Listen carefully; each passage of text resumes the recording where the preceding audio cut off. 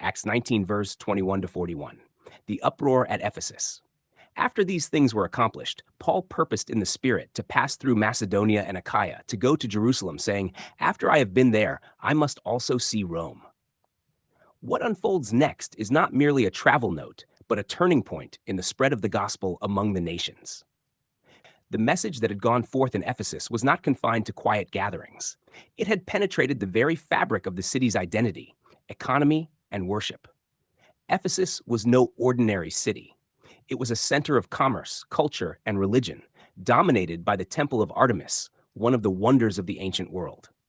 The proclamation of Christ, however, had introduced a reality not made with hands, a kingdom not upheld by temples, rituals, or crafted images. As this message spread, it quietly dismantled long-standing systems, not by force, but by truth. Demetrius, a silversmith who made shrines of Artemis, gathered craftsmen and stirred them with a charge. This Paul has persuaded and turned away many people, saying that they are not gods which are made with hands. His concern was framed as devotion, but it was rooted in loss of profit, loss of identity, loss of control. The gospel had exposed the fragility of what men had trusted in. The reaction was swift and intense. The city was filled with confusion. Voices merged into a single cry, "Great is Artemis of the Ephesians." Yet the repetition of the phrase revealed more than conviction. It revealed instability.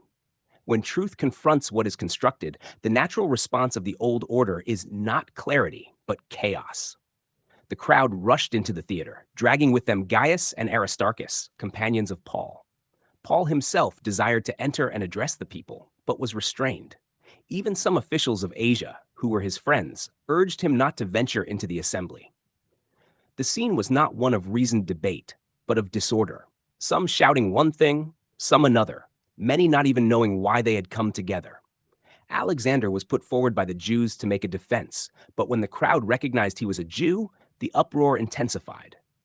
For about 2 hours, the cry continued. This persistence was not strength, but desperation. What had been challenged was not merely a belief system, but a whole way of life that depended on it. Then the city clerk quieted the crowd. His words introduced a different tone, measured, grounded, and aware of the greater authority under which the city operated. He acknowledged the renown of Ephesus and its devotion to Artemis, yet he pointed out that the men brought forward had neither robbed temples nor blasphemed their goddess. If there were grievances, the courts were open. If there were questions, lawful assemblies existed. His warning was clear. The riot itself placed them in danger of being called into question for disorder. With that, the assembly was dismissed. This moment reveals a deeper transition taking place. The message of Christ was not one voice among many.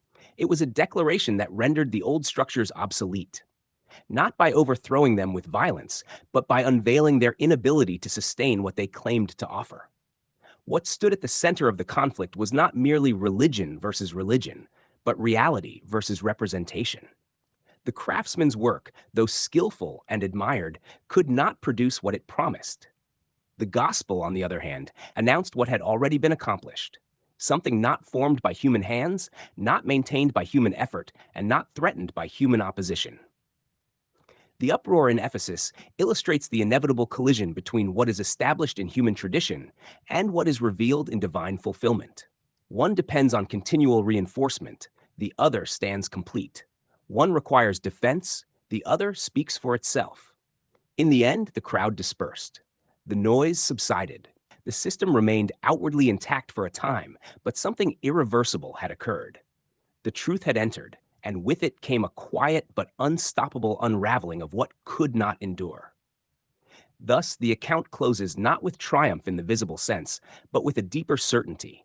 What is established by God does not rise through clamor, nor does it fall through opposition. It simply stands, while all else is gradually exposed for what it is,